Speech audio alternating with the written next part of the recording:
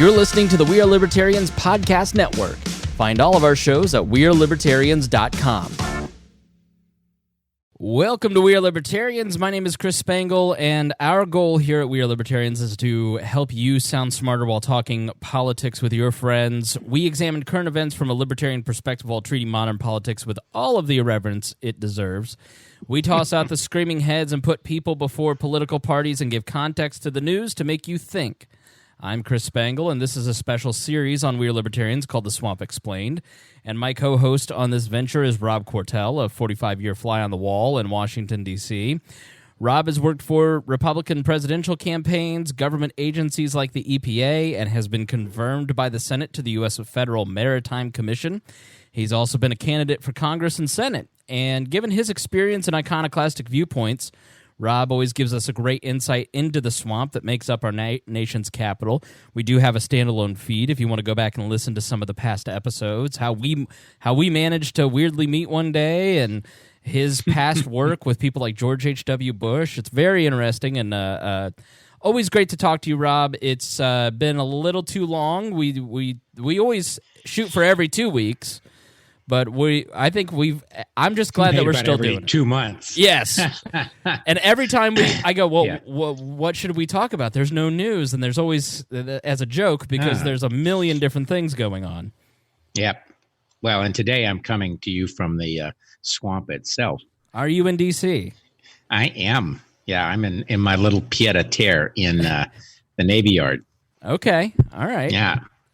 So now you do what when you do all kinds of different business when you're in DC? Because normally you're now kind of, I don't want to say you're retired because you're a very busy person. What would you say your life is kind of like? You bounce between these different places and you do work in between. Yeah. Like what are you in DC for? Like now today? Right. Well, that's a good question. So, one of the things that I've been involved with trying to get started is the idea of maritime innovation. Mm-hmm. And I work with a lot of startups and serve on various technology boards and all that.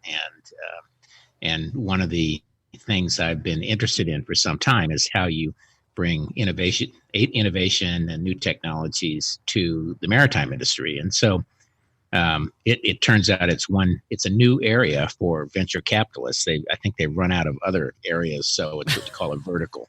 Time to ruin another industry is what you're saying. That's right. That's right. So, it's very interesting, and there's some really interesting big players starting to look at this. One of the most interesting is a group called Mass Challenge, and they're out of Boston. They have, I think, 7 or 8 or 9 different city verticals.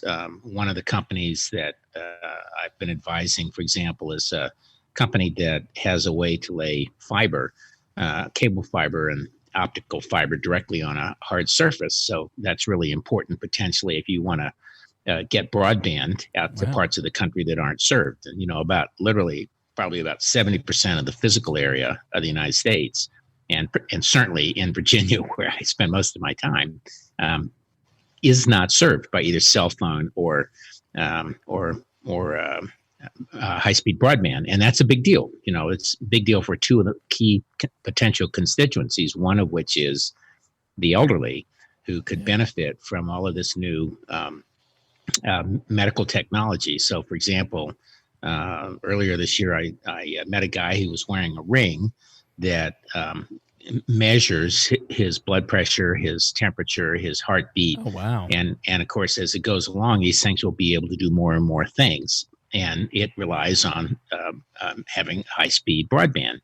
And so think about that. You're an elderly patient. You could be monitored from 1,000 miles away or down the street. And so there's both in real-time monitoring, and then there's predictive monitoring, and all the data of your history and everything. And then you say, well, if it hits this, it's going to do that. And if you don't have broadband, you can't get it. And one of the least served groups, underserved groups, is the elderly. And then the flip side of that is the young people and students. And so in the county in which I live, about 35% of the students are not served. The Commonwealth of Virginia is putting about $20 million into that annually. to try to help people do deals with the cable companies to extend broadband. But honestly, the cable companies are reticent. And this is a 10-year plan. So think about it. Kids are in school for 12 years. Mm-hmm. And if it takes 10 years, you're going to miss almost a whole generation of kids in this particular county, a third of the kids. So, and all of the data shows that they're substantially disadvantaged in other opportunities, and they're not as facile with internet as their peers. Now they get it at school, but who wants to go to school and live there? In the middle of the night, they can't. They ban all the good websites. So yeah, and they ban all the good websites, right? Yeah, they ban all the porn. Right. Can't even watch cartoons. Anyway, right. So, but the point is, so this company is called Traxel. Actually, just won one of these mass challenge opportunities out in Austin, which is a very different vertical than, let's say, the one in Boston. And they got $150,000, and that's really important, if you're in an early stage. And they also happen to get $1.4 million for the Army, which is even better. But right. It's for a real project. But so that's one of the things I've been interested in. And so, for example, you asked why I was here. So I was specifically here for a meeting with the Vice Commandant of the Coast Guard, and and I'd never met him. And honestly, it sounds like something out of Anna Karenina. I was there meeting the Vice Commandant of the Coast Guard. Well, every time I do this, when I became Maritime Commissioner, I knew virtually nothing about it. I knew a lot about regulation, but not much about, and, somewhat typical political appointee. I knew a lot about something, but not necessarily about that specific agency. And partly that's why I was put in it. But I was contacted by a guy I didn't know who was 15 years younger than I was, who had gone to the Yale Management School 10 or 15 years behind me, as I had, and he was a Coast Guard lieutenant commander who was going to retire in 6 months, and he and I we talked, and then I, out of the blue, called the commandant of the Coast Guard, a guy named Bill Yost, and I said, could he come work for me as my special assistant in his last 6 months? And the commandant did. This guy, what I've always found is the U.S. Coast Guard, and we talk about the swamp and all these kinds of things in the deep state. These are very competent people, and I'm reminded of that every time I meet them. And they don't have, politics doesn't govern them. Politics can govern what they do, but they personally aren't governed by politics. And he assigned them to me, and he really kind of taught me all of the non-book stuff about the maritime industry. And again, this is sort of an example of the way politics in the swamp works. So I was nominated. I sat at the Department of Transportation.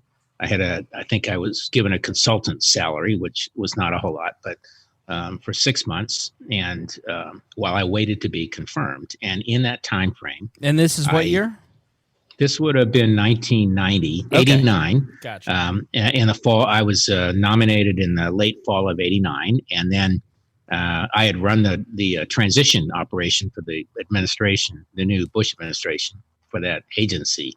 And but my point is, while you're in these waiting, you get approached by all of the lobbyists for all of the interests that you govern. And I had, talked to and received lobbyists from the maritime labor unions and the big shipping companies and ship owners and operators and all that. And then out of the blue one day, I got a call from a guy representing, I think it was Nike, and one of the two big shoe companies. And he said, it's not just about ships and sailors, it's also about the customers.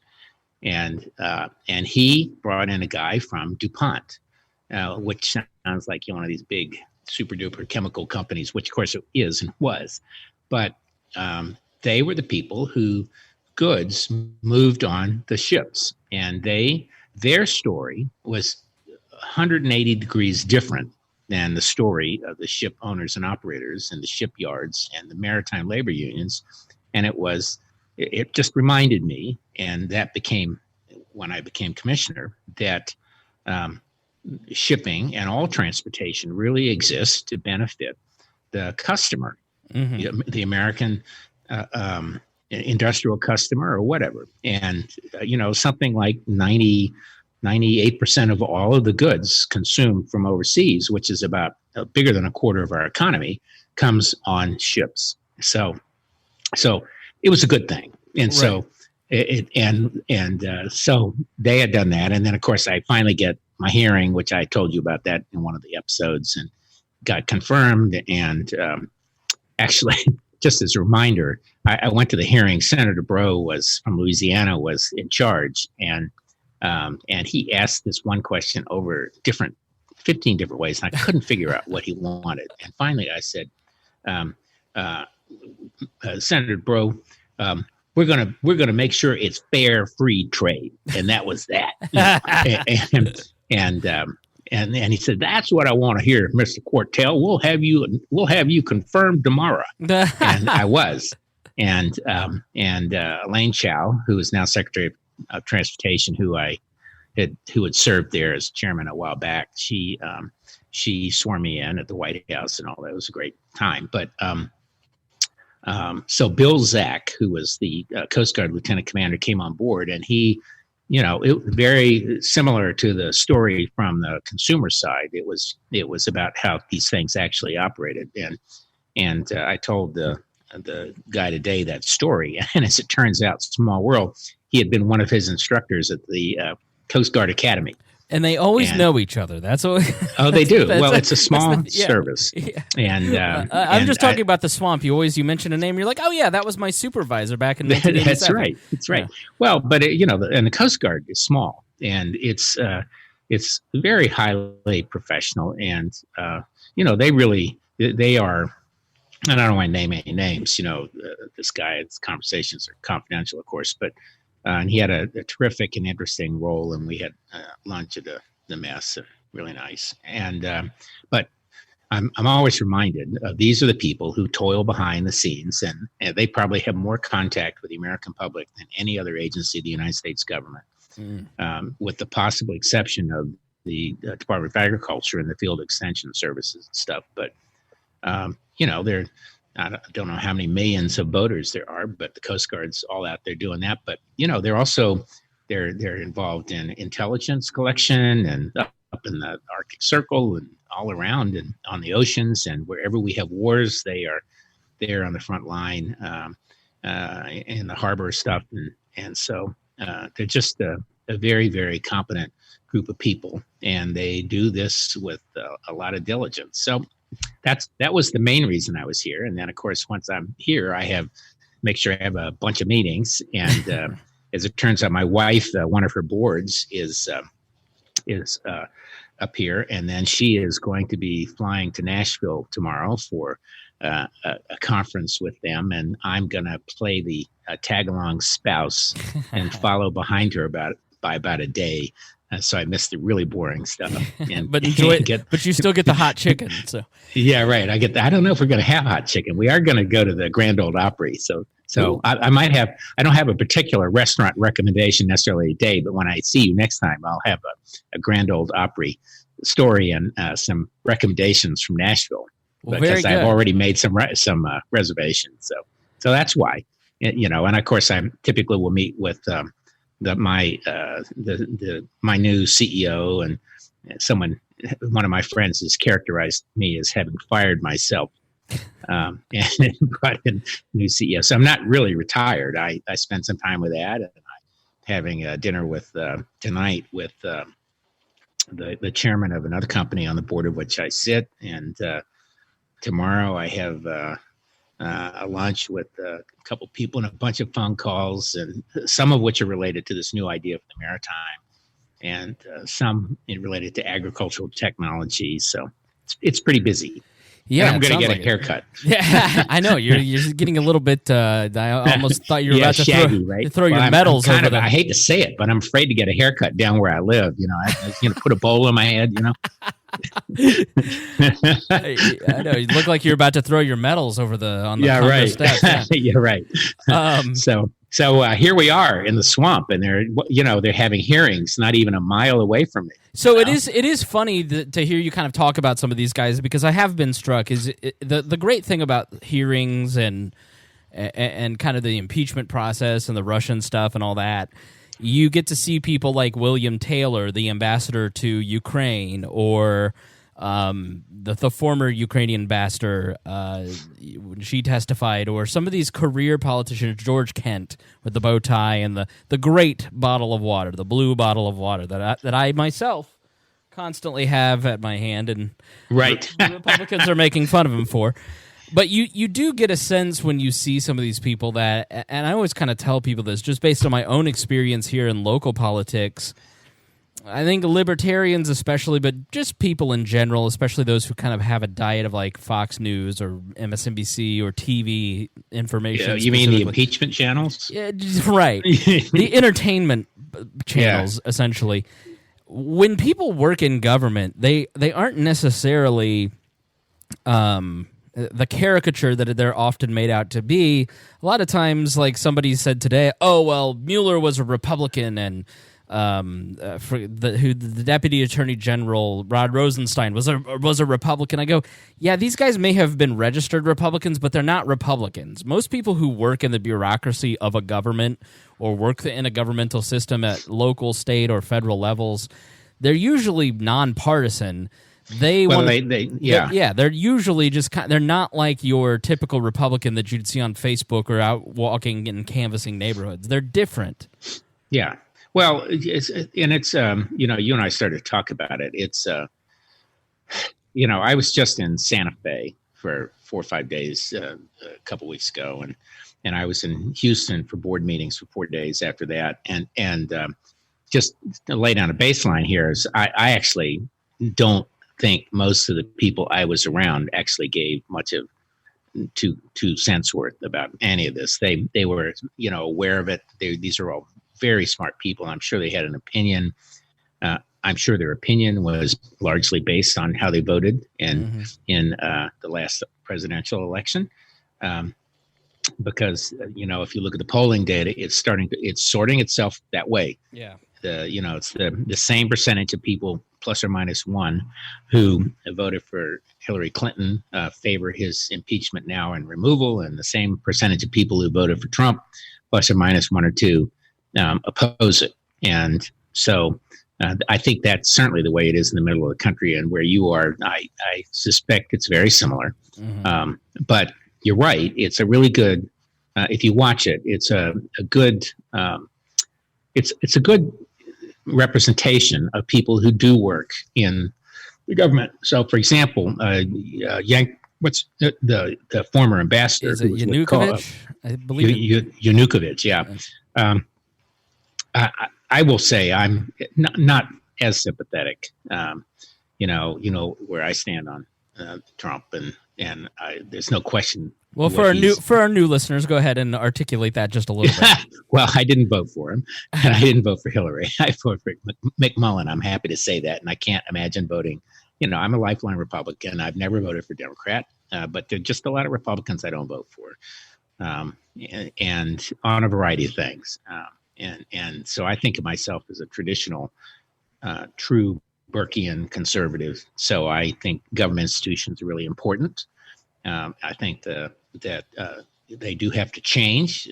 It needs to be evolutionary unless you have something big that needs being revolutionary. And I think, I certainly personally prefer to stay out of other people's business, and lots of different variations of that. So I'm not fond of the guys that are in there right now. But so my point about that, though, is so Yanukovych was certainly a career diplomat. She has quite a long history. I don't know whether she is good, bad, or indifferent, to be perfectly honest. I do think that what you see is the State Department, the official, the State Department professionals rallying around her by and large. And I think they would have done that around virtually anyone. I thought it was interesting. We went for 2 days virtually of hearings, And it was all about how terrible it was. The president fired her for this reason or that reason, and he was doing this. And of course, they're talking about maneuvering her out of the way so he could do something else. That I think that's the narrative they're talking about. But the reality is, she pointed out the ambassador serves at the pleasure of the president. He can fire for a reason or for no reason whatsoever, and it doesn't matter whether it's a good reason or a bad reason or a legitimate reason or not. So at the core of that, and again, remember, let's put it this way: John Adams was recalled by Washington. I think it was Washington for just being, or the Continental Congress, excuse me, right? Just for being a little difficult, and Franklin didn't really like him all that much. Right. You know, he was sent to Amsterdam. Well, and the notion that that ambassadors are fully informed all the time is also not true. They're supposed to be. You know, foreign governments look at our ambassadors as being the representative of the president of the United States as much as the country. So that's why it's at the pleasure of the president. So isn't it just a patronage system at this point, really? I mean, no, it's not. No. There, okay. It is patronage at one level, and I want to qualify that. It's not necessarily bad or good either. You know, what you get, I think it's probably roughly 80% of all of the ambassador jobs today. It used to be 100%. Today, it's about 80% are from the professional ranks, people who work their way from the bottom to the top. So they're very skilled, and they, some of the best people I know have been professional from the State Department. My company I have a company that operates in Jordan and Iraq, and met in that time an ambassador there he's spectacular, and he was in Jordan, and then he was assigned to Iraq. He did a great job there, not only representing the country, but as a private company, he was immensely helpful and articulate to the government, and he was that way for everyone. And then he finally retired, and he went into the private sector, and he's done extremely well. He's the kind of person who, you're so glad he had a full career in the government, and then he went on to make some money somewhere. But so these guys, so that's the kind of guy who sits in about 80% of the jobs, and he's, you want people who can speak the language and understand the culture and have a full understanding of the socio-military, demographic, everything else about these countries. And yes, you're right. There's some percentage which are pure patronage. They are typically people who've given a lot of money, or their friends or whatever. Well, they're in the big posts. They're in Paris, and they're in London, and they're in probably, I don't know, Italy probably, and the Bahamas, which, by the way, is really important because that's a big drug trafficking area. And of course they rely on this whole architecture of what you would call the deep state if you're a negativist, or the swamp, or whatever, or you could call them the professional cadres. And and typically in places like London and Paris, they appoint very, very wealthy people because these are very, very expensive posts, and frequently they're expected to reach into their own pockets and redecorate and fix up these decrepit old embassies, and then throw big parties, and it comes out of their pocket. Okay, so like a guy like Sondland, who is or was ambassador, he to the was EU. A patronage, right? guy. He was a guy who had given millions to Trump, and then he was made ambassador to the EU. So a guy like that is picked because he's rich to go fix up the house, so the government doesn't have to pay for it. Potentially. Okay, that's interesting. Yes, but on the other hand, think about this.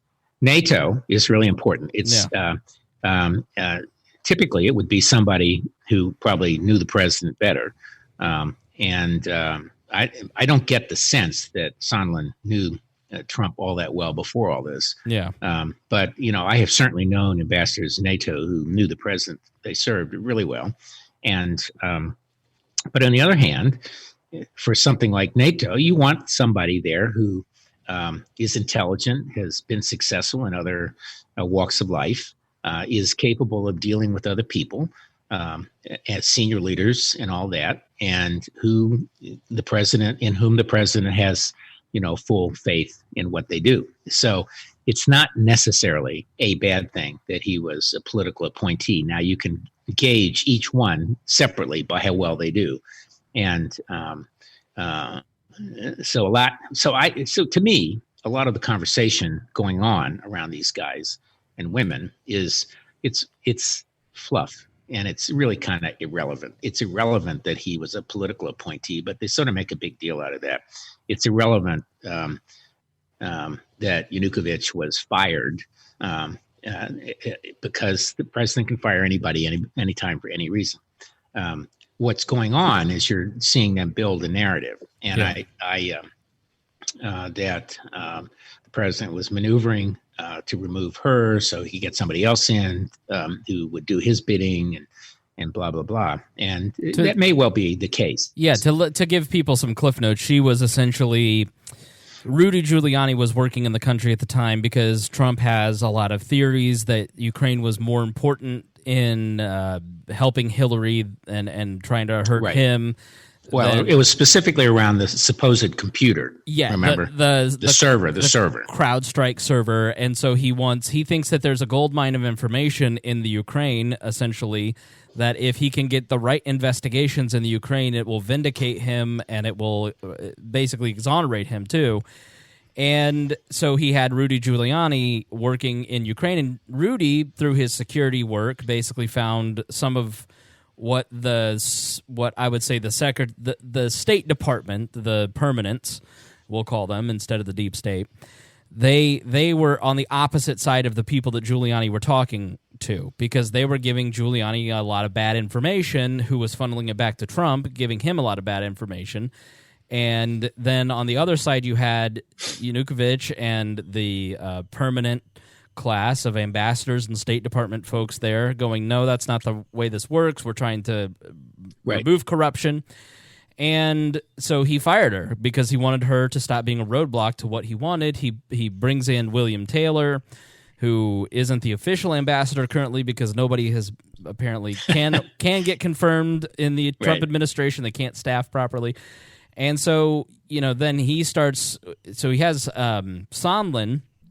Trump has Sondland kind of working with Rudy in some aspects, along with Rick Perry, the energy secretary, who's trying to sell natural gas. You have several other players. You have, and Taylor just kind of goes, something's not right here. Things are not adding up. I don't understand what Giuliani's doing. There's different channels of communication. And so, now you have all these people coming out and testifying as to their sense that things were wrong. But the problem, in my mind, and I'll ask you kind of what your feeling is, I certainly understand the issue and possibly impeachable offense of a president circumnavigating his own employees, essentially, for political purposes to try and dig up dirt on future political opponents and withholding congressionally mandated funds for those purposes. I have a real problem with that. But I also have to look at this and go, all right, with Nixon, you had Butterfield in the tapes and him ordering on, with several people in the room to destroy tapes. You had the blue dress with Clinton that was the concrete evidence. Right. The problem with a lot of these people and also the lie to the you had him on tape lying, and so with this situation, if you're going to push impeachment, there seems to be nothing here that puts you in the Oval Office with the president saying, I want you to do this. Sondland may be the only person, and he may be looking at Michael Cohen and some of these other people and going, I'm not going to be his patsy. I'm not going to jail. I'm going to tell the truth. But still, even then... but I'm gonna. I think it's worth reeling back some of this too, because again, all that you've outlined is actually a really good example of how Washington and the swamp, or whatever you want to call it, actually works.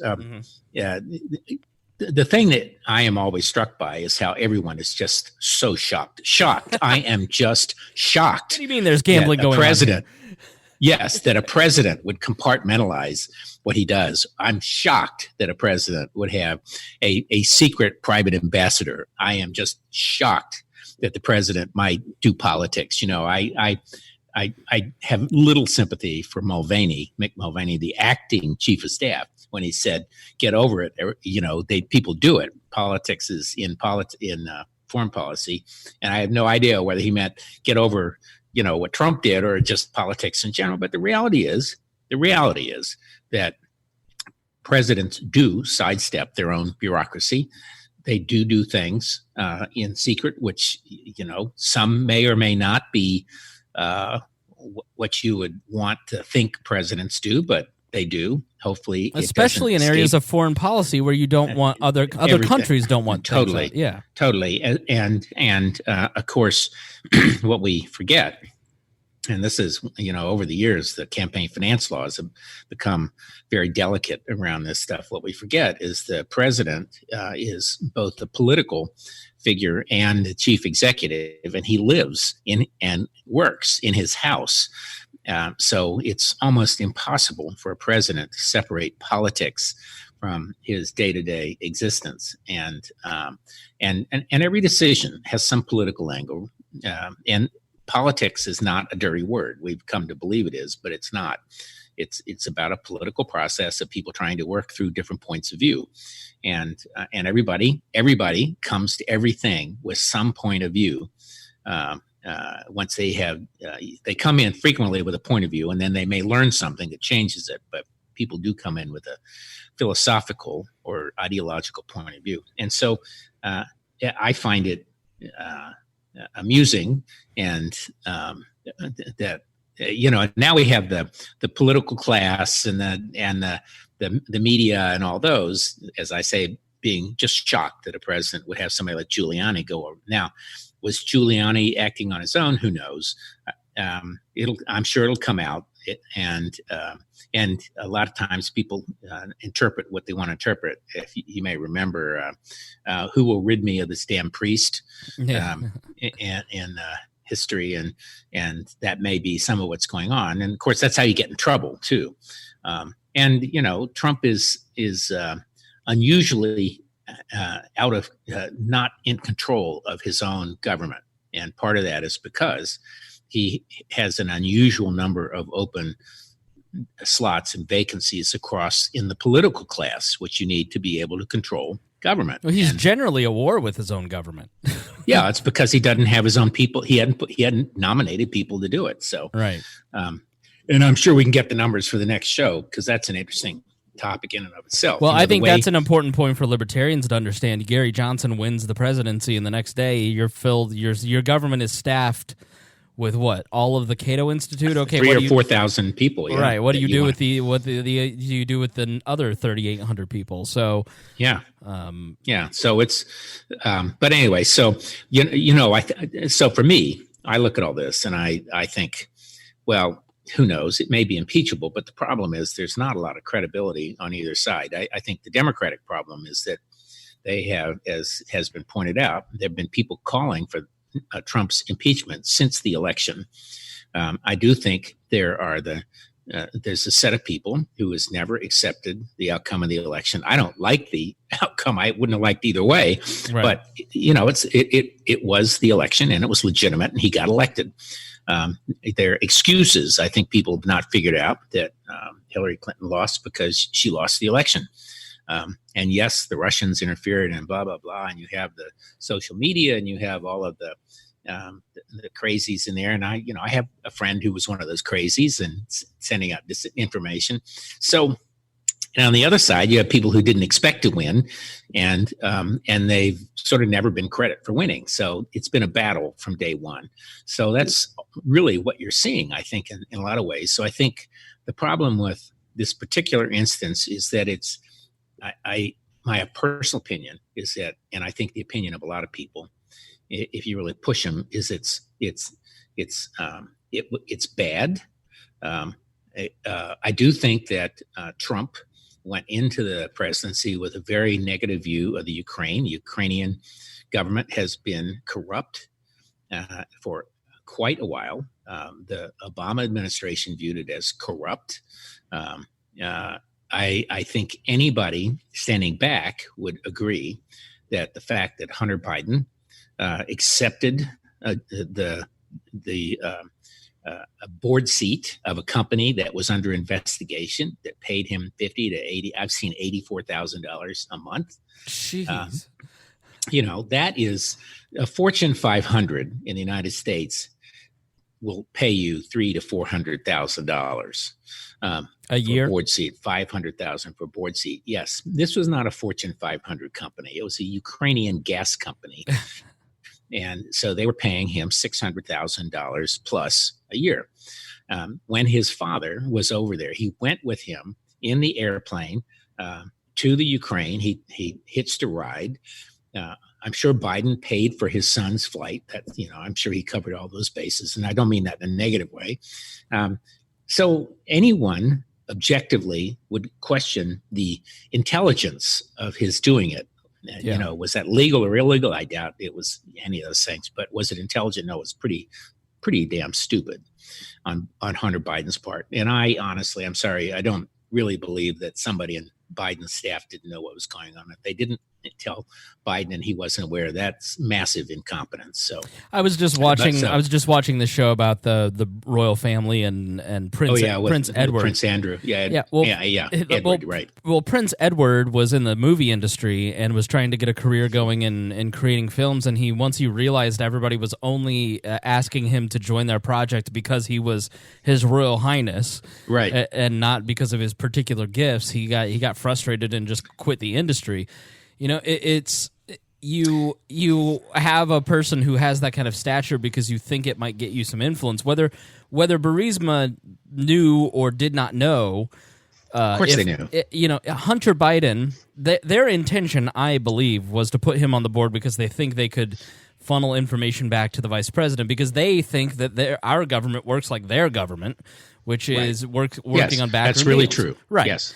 And so their intentions were totally, whether you can't prove that Hunter Biden didn't pick up the phone or did pick up the phone and talk to his dad and all that kind of stuff. But there was definitely an intent on Burisma's part to have Hunter Biden in this position because he was Hunter Biden. Well, and one of the points you're making is that other governments think we are like them, right? And I have to say that the fact of the Trump administration, Trump's daughter and son-in-law, and all these other people being engaged in the government, I understand why someone who is young and intelligent and from New York and all that would want to be, and I don't question their desire to serve the country. But it's questionable as to whether they should do it for all sorts of different kinds of reasons, the way it looks. But so I don't believe that Hunter Biden should have been his excuse necessarily, but the media is sort of flipping past this. And of course, the right wing is making it all about Hunter Biden, and the left wing is making it all about Trump and the phone call and Hunter Biden. And what all of this lacks is a Sam Ervin or a Baker, Senator Baker from Tennessee. And the two of them, if you go back to Watergate, they were kind of a great duo. Sam Ervin, they had the Senate hearings first, remember, and then they sent their investigation, Watergate investigation, over to the House, if I recall, which was drafting articles, and it was so clear that Nixon resigned. So Nixon was never impeached, and the only person who's been impeached besides Andrew Johnson was Bill Clinton, and in normal circumstances, there are plenty of things that the Senate and the House could have done, which might have been more appropriate, and for which they would have, in my opinion, received more support. And they could have censured him. And several presidents have been censured for one thing or another. I suspect that a lot of Republicans who were so ticked off about and horrified by this, and ticked off by the Syrian action and other things, would have voted for censure. So I suspect they would have had a pretty good vote on that. Oh yeah, you remember Syria? I forgot about that. Oh yeah, right. Remember all that? Helsinki? Yeah. I forgot all about Helsinki. Right. Yeah, right. That's sort of my. Not to cut you off, but that's sort of my point. Is they shot themselves in the foot because the Democrats since day one have been trying to impeach this guy, and it's like if you just kept your powder, an excuse, right? If you just kept your powder dry, independents like yourself and I would be a little more like, all right, yeah, but you've been trying to do this all along. Yes. So it's probably impeachable. He probably did it. They'll probably be able to build that story. But I think there's a question as to whether they're credible impeachers. Right. because they lost their credibility when they started calling for impeachment back at the beginning. And there is a thread of legitimacy to the issue of corruption in the Ukraine. There's some thread of legitimacy in the Hunter Biden thing, and of course, but I do think if we reel this back to this issue of we should look at history, and this is these people. These guys do not have any of the physical, they don't have the physical presence. Right. And they certainly don't have the detachment that Howard Baker and Sam Ervin exhibited, and that committee exhibited way back during Watergate. And they were kind of peeling back layers of facts. Yeah, you've got Barry Goldwater going over to the White House the night the day before the president resigned, going, "Hey, they got you. You're screwed. You don't have the vote." Yeah. Like, you guys, Adam Schiff is playing this role of, I don't know who the leaker is. I'm just waiting to see the outcome of this. And of course, then he goes, the leaker, got to him first. Of course, what I'm surprised about, and I completely support the fact that the leaker, the law protects him. They shouldn't be going after him. But the other side of that, if I were the Trump people, what I'd be saying is, look, under the Constitution, you have a right to be confronted by your accuser. And so all these other people are essentially building evidence, so that they're the witnesses, right. But they are not the accuser. And although I guess Schiff would say that he's the accuser, but so today, for example. But my point was, this past weekend he's in California after a week of going, I'm just above all this. He's at a Democratic rally going, we're going to get the guy. It is fairly insane that I don't think the public trusts Schiff or Pelosi or any of these, much to your point about Ervin and Baker. But yeah. So the name of this show is Explaining the Swamp, right? Mm-hmm. So we're talking about sort of how it works, and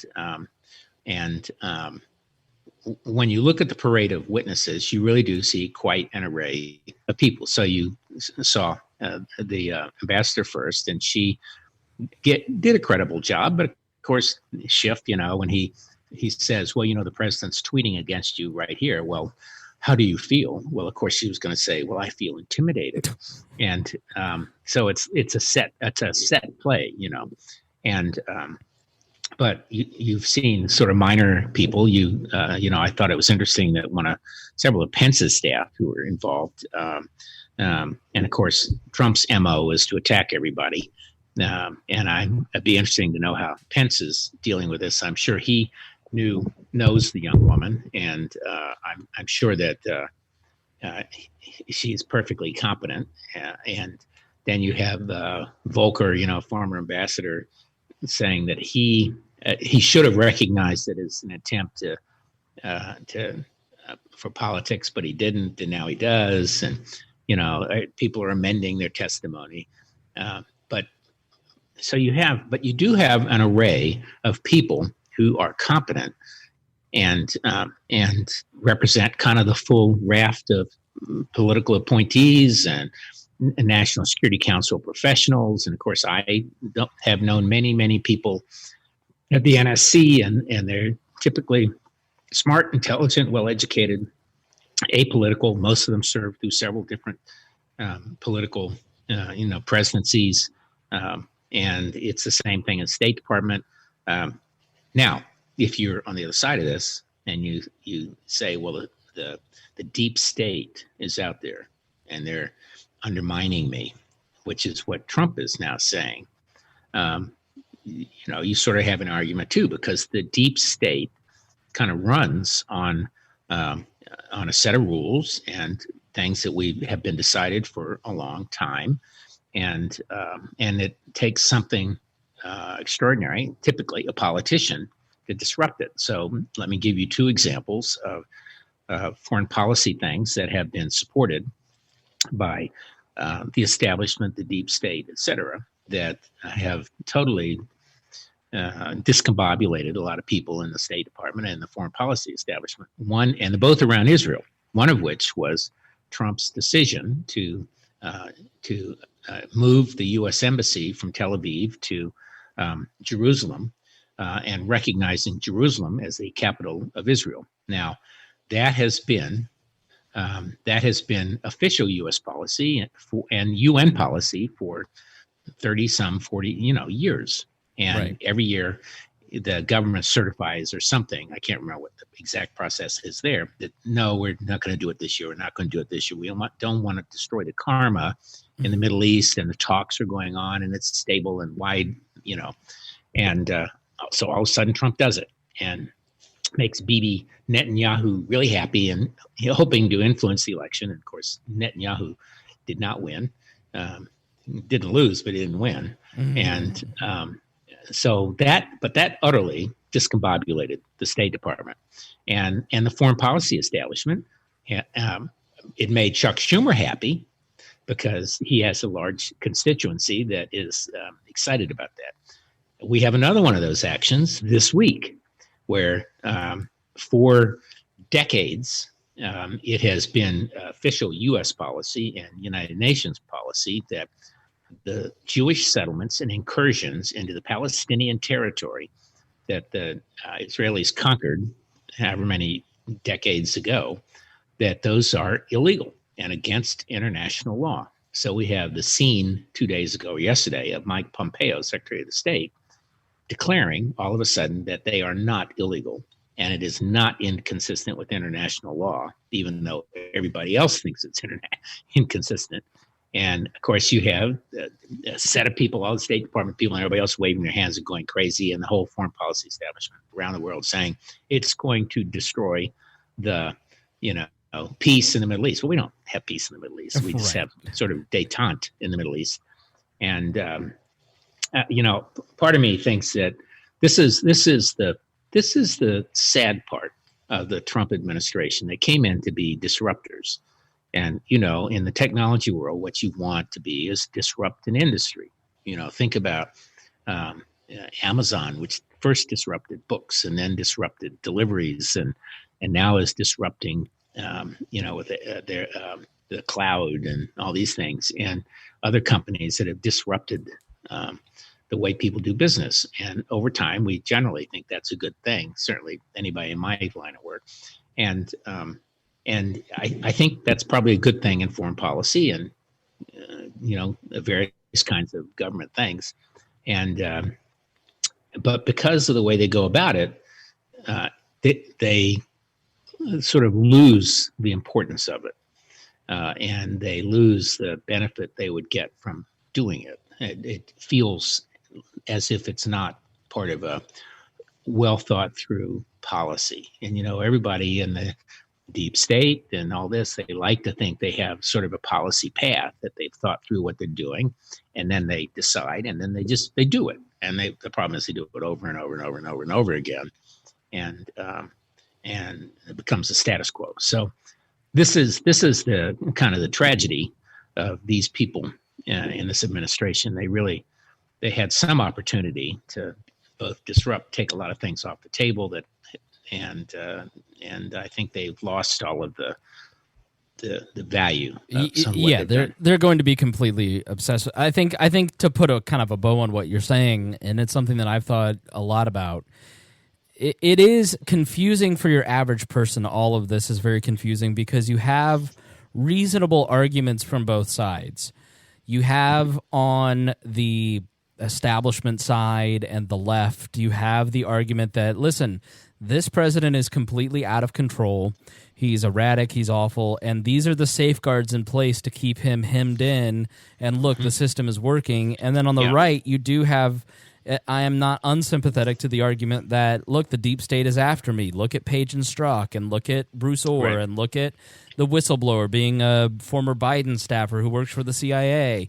Like, he's not being named because he's the absolute worst possible whistleblower they could have hoped for, because he just plays right into central casting for Trump as an opponent, because he's just this weak little wimpy CIA leftist guy. Like, he's everything that Trump has fought against. I mean, so I think it becomes confusing for the average person because both of those have merit and they seem to make sense. Like, You've got this a new anonymous book by the guy who wrote, guy or gal, woman. Called Anonymous, right? Called Anonymous, who, Right. we're the steady state. We're taking care of keeping Trump in line. And as somebody who wants a disruptor, as somebody who wants to see significant changes in multiple policies across the federal government, it terrifies me that there are people out there who see it as their job to just ignore whatever the president says.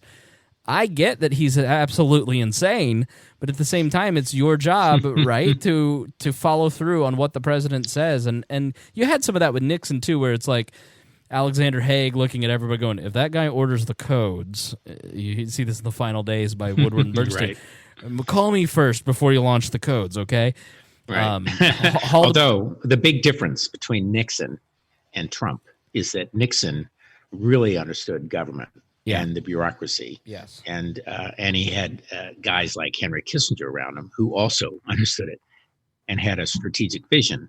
I think there are not many visionaries there today. I think this is very much like writing a script daily for a daily serial. This is almost like, to me, some of this resembles a soap opera. Would you say reality TV, Rob?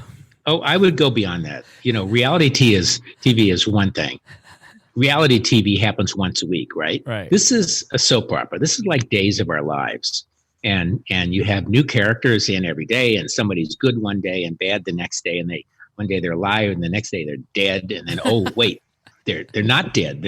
They were a zombie or something else. But and I do think that it's been observed before. He really wants to stay in the news. And, I've said it before. My bottom line on this is that this is not going to help the Democrats get him out of office. First of all, I don't think there's enough here to warrant an actual removal, probably. I think there will be I doubt there will be enough senators who believe there's enough to warrant removal, and partly because of the obvious politics involved in this and the history. To your soap opera storyline idea, Richard Nixon is embedded and he understands power, but he's deeply corrupt, and for decades we've all known this guy is corrupt. And then look, we've got evidence that he had people break in so he could seal his reelection. He's everything we've been saying he was for the last 25 years. Right. And now we've got tapes. You look at Clinton. Clinton is a serial philanderer, and he is trying to cover up his affair with a young intern, and he's lying about it, and then we caught him with the blue dress and the DNA matches. Like, those are very easy elevator pitches for the opposition. Right.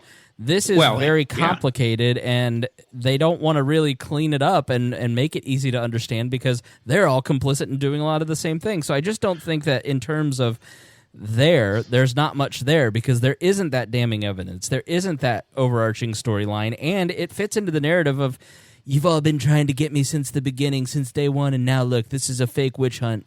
And I just think voters are going to go, we have the opportunity to remedy this in 11 months. Why are you're just going to remove anybody that is a conservative that you don't like? Like, the media can just run a 5-year campaign to just get rid of the person that I voted for? Like, no, I'm not going to. I'm going to vote for the guy just because you're trying to get him. So I don't think that this is going to work. And you realize, of course, they're running into the counter narrative, which is, oh my God, this guy has done so much in such a short period of time. And I believe me, I hear that all the time. I heard it from my brother, and I said, yes, tell me. And he sends me a list, which he'd obviously copied from some website. Breitbart, yeah. And Gateway Pundit. I don't think he reads Breitbart. He's actually my brother's a very well informed guy. He likes to put on country airs. He's not. And but I hear it all the time, and I heard it again on TV this morning. I was watching one of the networks, and so this is going to keep going on, and I think the problem here for the Democrats is they are running into the institutional issues, which is, have a calendar, and the Senate's going to, adjourn at some point, and it's going to probably, no matter how fast, they're already past behind on the House side. And no matter how fast they do it, they're going to end up probably in January, right smack in the middle of the primaries for the Democrats.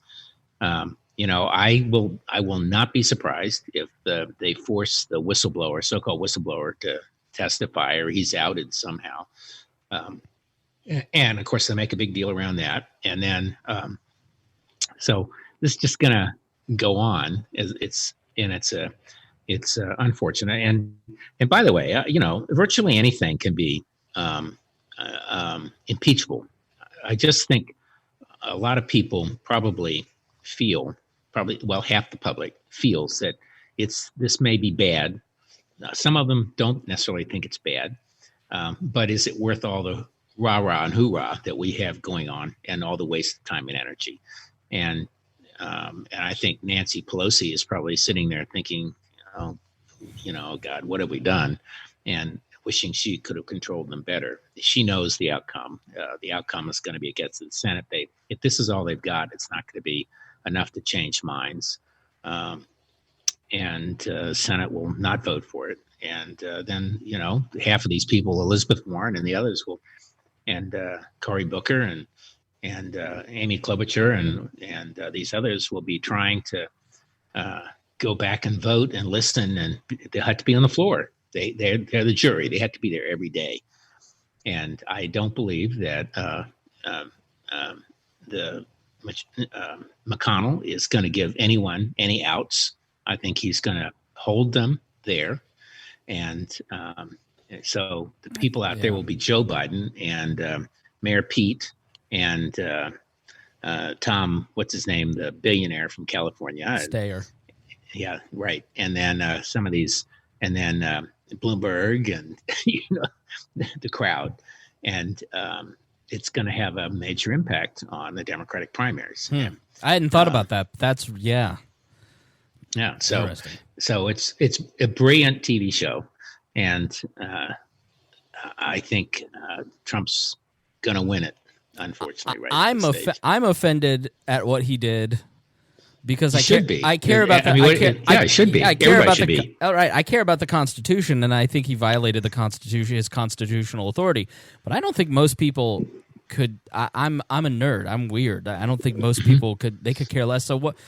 It's business, man. You get something, they give something. Like, of course, quid pro quo. I'm all for it. So yeah. Well, you notice. So there's been a lot of this in the media. So the Democrats have changed it from quid pro quo to bribery, which is a very explicit term. That has a long history in English common law, and it's very well defined. So I think they're going to have a hard time making the case that it's explicit bribery. Typically, in bribery, you have to have an offer and an acceptance, and then something for that. And it's not clear they're going to be able to prove that.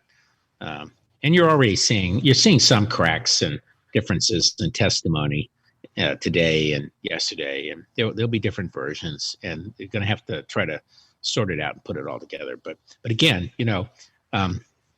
I think people should not doubt the competence and serious intent and the national service profile of all these people coming forward, from whether they're political or whether they're professional life, career, State Department or an NSC or something else.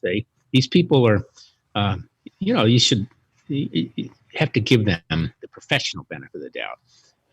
I suspect some people, as the one guy did today, said he didn't view it as sort of out of the ordinary when he first heard about it, and now, in light of all the rest, now he does. But yeah. So anyway, do we have time for your dining guide to DC?